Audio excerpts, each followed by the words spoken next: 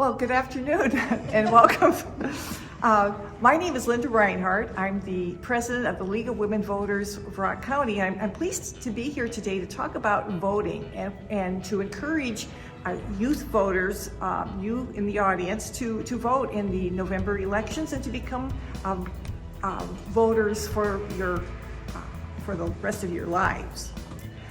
The League of Women Voters is a grassroots, nonprofit, nonpartisan agency that is involved in helping educate voters on the issues and to help them become registered voters. We provide voter registration assistance. You might see us at the farmers market. We were here last week helping students register to vote. We also produce voters guides, which are online on vote411.org. I also have brought copies of the print edition of our voter guide for you to use. It provides information about the candidates that are running for office in the Wisconsin elections in November. We also host candidates forums and debates. This year we held a candidate forum for the candidates who are running for Rock County Sheriff. And if you're interested in watching the video of that, you can find it on our league's website or on JATV, the JATV Media's website, YouTube channel, I should say, and on television. Vote411.org is our website that is a one-stop shop for election-related information, and it's been a product of the League of Women Voters Education Fund since 2006. And we're proud of that publication and the website, and we encourage you to check it out. I want to give you a little bit of background on voting rights and the history of voting, because it's something that we may take for granted, but we shouldn't. When our country was founded and the Constitution was passed in 1787, only white men at least 21 years of age who owned property were able to vote for elections. In 1870, following the Civil War, the 15th Amendment gave African American men the right to vote, but Jim Crow laws, particularly in the South, were used to prevent them from voting. It wasn't until a little bit over 100 years ago, in 1920, that the 19th Amendment was passed and ratified that established the right for women to vote. In 1927, Native Americans were recognized as citizens of the United States, and they were finally allowed to vote. It wasn't until 1952 that all people of Asian descent became eligible to become U.S. citizens. And more recently, in 1965, the Voting Rights Act was passed to protect the right to vote for people of all races. Now, you as young voters, or potential young voters, might take the right to vote for granted, but it wasn't until 1971 that the 26th Amendment lowered the voting age from 21 to 18. That came primarily out of the protests during the Vietnam War, where a lot of young people were arguing that if we're old enough to fight, we ought to be old enough to vote. So that's the history. Young people from 18 to 21 are the most recent group of citizens who've been allowed to vote, but there are threats to free and fair elections. We shouldn't take this right to vote for granted. In 2013, the U.S. Supreme Court overturned a section of the 1965 Voting Rights Act in Shelby County versus Holder that reduces the guarantees of it lessens the opportunities or the availability of voting for people in the South. Voter suppression efforts, practices that make it more difficult for voters, particularly some groups of voters, like people who can't get off easily to vote on election day, or young voters who may have, or disabled voters who may have difficulty getting to the polling places, makes it more difficult for them to vote. We know that there is meddling by foreign countries, particularly in infiltrating social media and trying to spread mis- and disinformation. And that leads into disinformation campaigns that are not only foreign-based, but also within our own country. There are efforts to purge voting rolls. Now, obviously, people should not be on the voting polls if they're dead or have moved to another jurisdiction, but the purges need to be done carefully and with concern and care that people who are still eligible to vote aren't purged by accident. The issue of whether convicted felons ought to be able to vote is an issue that's debated. Some states allow felons to vote even if they are in prison. Other states remove that right of felons to vote. In Wisconsin, felons who have, the term is off paper, they have done their sentence and they've run through parole and they've met all the, they're no longer being followed by the correction system. They are allowed to vote, but they may not know it. There's some confusion about the rights of people who have been convicted of crime to be able to vote. People who have been convicted of misdemeanors have no, people who have been convicted of misdemeanors should have all the rights to vote as any other citizen. There are barriers to people with disabilities, being able to get to the polling places, being able to get rides to polling places and so forth, make it difficult for people who have disabilities to vote. And gerrymandering, where the lines of voting districts are drawn to make it, to give particular favor to members of the majority party who is in office in your area. And it makes some votes count more than other votes. These are all things that are threats to free and fair elections that we need to be aware of and not take for granted. So I think we all should vote and take seriously our right to vote. People have died to defend the right to vote, and so we shouldn't take it for granted. And young people in particular should be concerned about voting because it's your future. I mean, I'm in the latter quarter of my life, I would say, but you've got 50 years ahead of you. It's your future. What's going to happen to our environment, what's going to happen to our democracy is going to affect you and your children. So it's your future, and you should take an active role in shaping it. Because if you don't vote, other people will. And if you don't vote, you abandon your right to have a say in our future. If you don't vote, you lose the right to complain about how the country is being run. Becoming a voter when you're young, in your 18, 20 years of age, it's an important skill to learn for the rest of your life. Learn about the issues, learn about the candidates, become an empowered voter, and then exercise that right to vote. Because politicians listen to two things, money and votes. And as young people, you may not have much money, but your vote counts as much as anybody else's vote. And the youth vote is particularly important in this election, and particularly important in Wisconsin. Circle, which is an organization out of Tufts University that studies the impact of youth vote and tries to encourage youth voting, has found that the youth vote has particular significance in certain races in this November election. According to their rubric, the number one race where the youth vote can have an impact in deciding who will win the election is Wisconsin, number one for the governor's race. So choosing to vote for Tony Evers or Tim Michels, that is a choice that young people have a particularly great impact.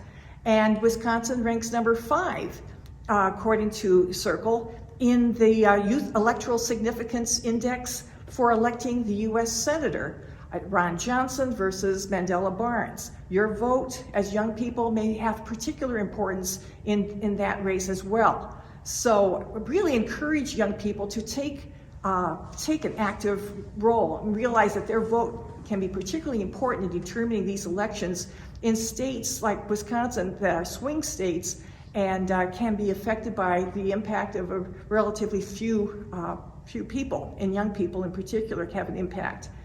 Now you may know that youth have tended to, and by youth we mean voters between 18 and 29, tend to have voted at a lower rate of participation than older age groups.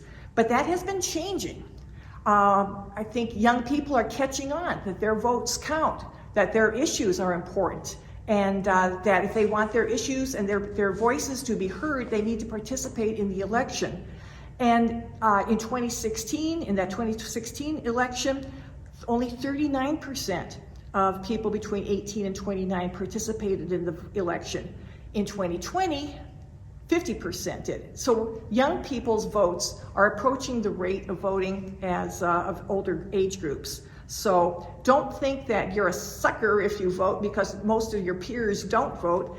It looks like most of your peers, or at least half of your peers, are voting in elections, and you should be among them. Don't be a slug.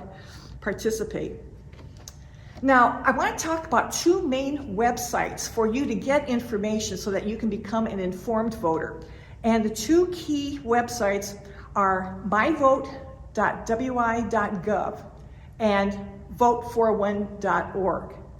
Myvote.wi.gov is a website that's the product of the, product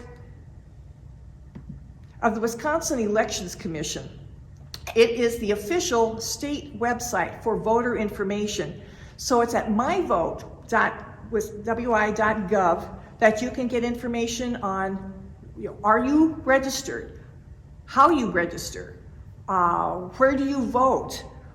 What's on your ballot? This is probably the most important website for you to check out in relationship to the election. So what you would do is, if you are a new voter or just are thinking about becoming a voter, find out if you are to register to vote. Now, at this point in time, it's too late for you to register by mail, but there's plenty of other things on this website that's of interest or of value to you, like what's on your ballot. So if you want to know what's going to be on my ballot in November,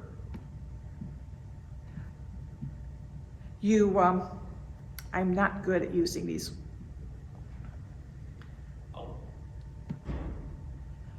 I'll leave it to there. Street address.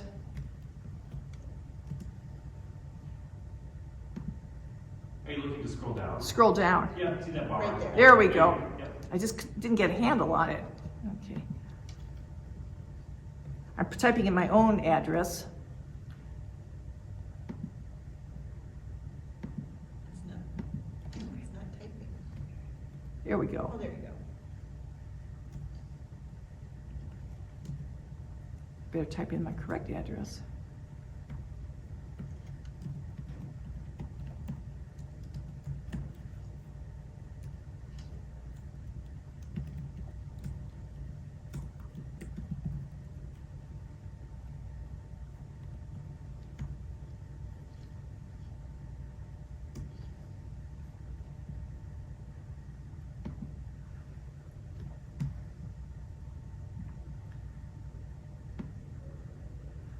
What you can find out is who's running for office this is like a sample ballot, so I'd be able to see what's running for office in my neighborhood, because it'll scroll down through the statewide offices, governor, lieutenant governor, attorney general, and so forth, down to the representative in the US Senate, in the House of Representatives, and then your state senator and state representative. And that's going to be different depending upon what neighborhood you live in.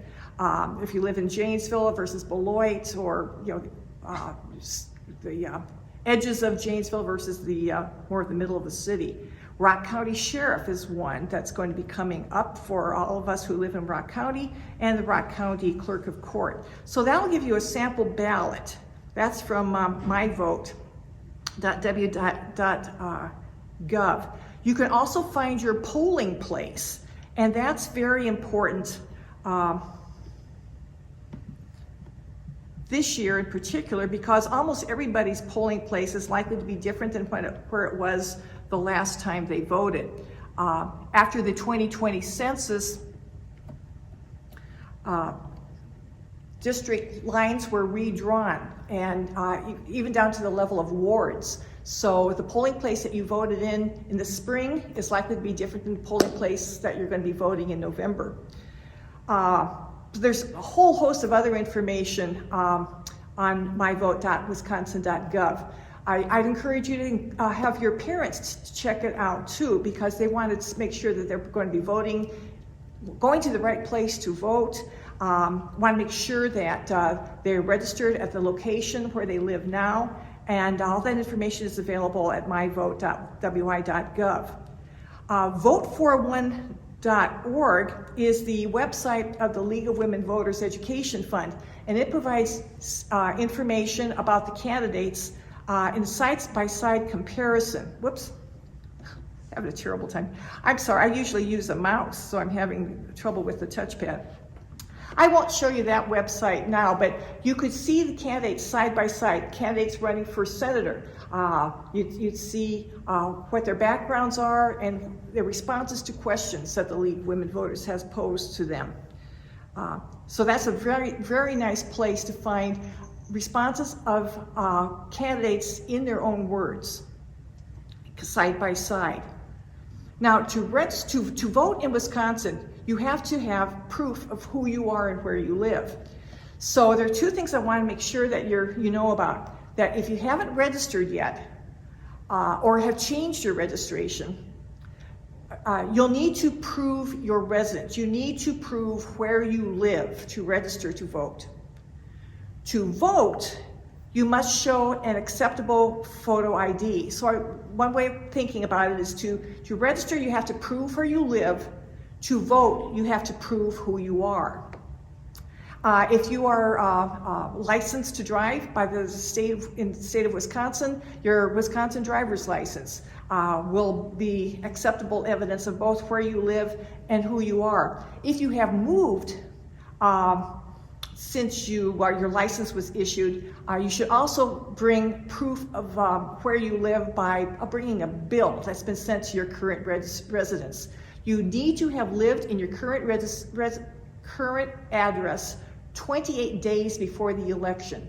So having a credit card bill or some kind of bill that has been sent to your current address would be good evidence of where you live. The research shows that in order for people to vote, it's really important that they make a plan to vote. That you think about, okay, what am I going to do? How am I going to do this? I've got till November 8th to get my vote in. What's my plan? First, you should check your registration or register to vote. Learn your early voting options. Explore your day of voting options. Research the candidates and issues, and share your plans with your friends and family. And let me go through this a little bit so you can see where we're going.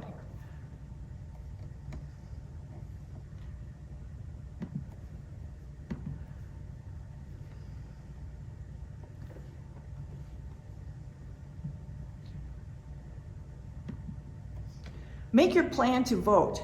Now, check your registration. Or if you've been registered to vote, or register to vote in the first place before the election. Now, the place to do that is to go to myvote.wi.gov. It's too late now to register online. The deadline for that was yesterday, Wednesday, October 19th. But you still have other options for registering to vote before the November 8th election. You can register in person at your municipal clerk's office until Friday, November 4th. Till the offices will be open until 5 o'clock. If you're not sure who your municipal clerk is or where that office is, go to myvote.wisconsin.gov. Enter in your address, and it'll show you who your county clerk is and where their office is. You can call them to find out what their hours are, because the hours of the municipal clerk's office can vary. Janesville and Beloit will have hours that are quite extensive, but if you're in more of a rural area, the municipal clerk's availability will be more limited. So be sure to find out when the clerk's office is open so you can register in person.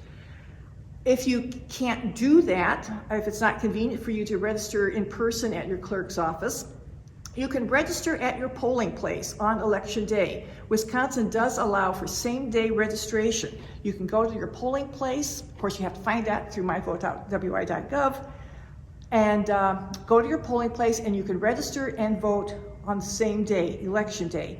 But make sure that you allow yourself plenty of time, because there might be a line to register to vote. In Wisconsin, we have some early voting options. We call that absentee voting in Wisconsin.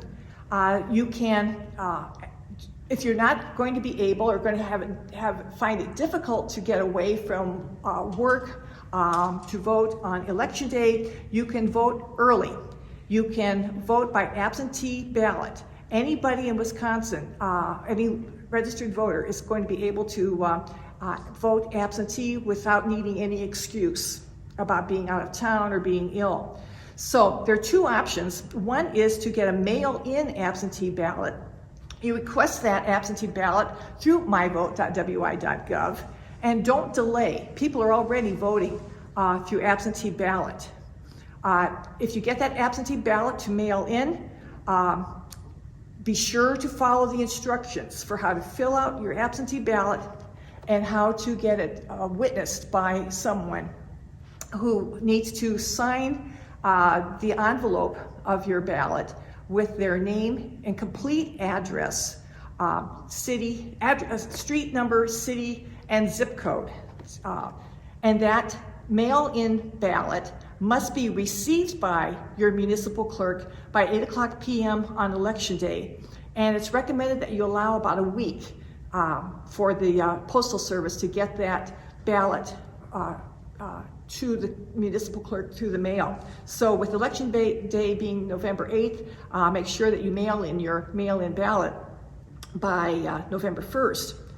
There's also in-person absentee voting. It's a strange term. It means early voting, but in person. But in Wisconsin, it's called in-person absentee voting. And you can do that at your municipal clerk's office beginning on Tuesday, October 25th. Again, contact your municipal clerk's office for the hours that the clerk's office is open. And I'm quite sure that you would be able to register to vote and vote on that same day, but that's after Tuesday, October 25th. You can register to vote now at your municipal clerk's office, but you wouldn't be able to do the in-person absentee voting until October 25th. And in terms of same day or voting options, make sure you know where your polling place is. If you're planning to vote on November 8th, make sure you know where to vote, where to go. And I say all voters should do this in Wisconsin this year because so many polling places have changed since the last election. And again, I want to emphasize that Wisconsin has same-day voter registration at your polling place. So be sure to bring the proper identification. If you're going to register to vote and vote on the same day, make sure that you can prove where you live to register to vote and that you are who you claim to be with having proper photo identification. A very important part of the plan to vote is researching the candidates and the issues. And so you can see who's on your ballot through myvote.wisconsin.gov. You can see who is on your ballot and compare candidates side by side on vote411.org. And there are other websites that allow you to look at, to see who your candidates are and to learn about them. Then I say the last thing to do is to share your plans. Tell your friends and your family that you are going to vote. Encourage them to vote too. As this ad says, make a plan, take a friend, vote early. Only vote once. You can either vote early or you can vote on election day, but be sure to vote. Now, there are a couple of things that I want to share with you, and that is There's so much mis and disinformation, especially in social media. How do you find out what the candidates really stand for? And how do you separate truth from fiction, information from disinformation? I want to share the Election Integrity Project New Consumers Toolkit that the Wisconsin Center for Journalism Ethics, Wisconsin Watch, and First Draft have put out. That's a really good guide to help voters sort through social media and determine what is reliable information. So I would encourage you to check that out. I think if you look up the School of Journalism, ethics.journalism.wisc.edu for election integrity, you'd be able to see this very nice 12-page publication about how to be a good consumer of social media and to be able to separate, distinguish fact from fiction. And also I want to share with you that this evening at 6 o'clock, there is a webinar that the League of Women Voters of Wisconsin and All Voting is Local is holding at 6 o'clock, Trick or Truth training, learning how to stop mis and disinformation and conspiracy theories ahead of the November election. And to register for this, you would go to League of Women Voters Wisconsin's website, lwv.wi.org, and go to upcoming events, and they'll provide you links to this Trick or Truth training. The recording of the webinar will also be made available through the League of Women Voters website in a few days. So that would be a good 1 hour. It's supposed to be kind of a fun and upbeat way of talking about Trick or Truth training. So I'd encourage you to do that. Look at that. The last thing I'd like to share with you before we close today is to share with you 4 short videos. They're about 5 minutes each that the Wisconsin Elections Commission has put together for young people to explain how elections are carried out in Wisconsin. These are geared toward high school and college students, and the Department of Public Instruction has developed some lesson plans for high school civics teachers to use. But I want to share the last video with you because it helps you see what it's like to go to the poll on election day. And I want to point out that Sam Liebert, who's the election official in this video, is a UW-Rock County alum. Hi everyone, Carmen here, and today I'm going to walk you through the voting process by, well, walking myself through the voting process. We've set up a polling place so that I can demonstrate all the steps to voting in Wisconsin. So let's get started. Just to wrap up, I want to share with you some websites. I mentioned that I'm from the League of Women Voters of Janesville. There's also a League of Women Voters in Beloit. The League of Women Voters Wisconsin, if you're interested in attending that webinar this evening on Trick or Truth, go to the League of Women Voters of Wisconsin website for information on that. And then at the national level, there's the League of Women Voters US. So the League of Women Voters mission is empowering voters, defending democracy. That's why I'm here today. That's why I'm encouraging you to vote, and I hope that you will. Thank you.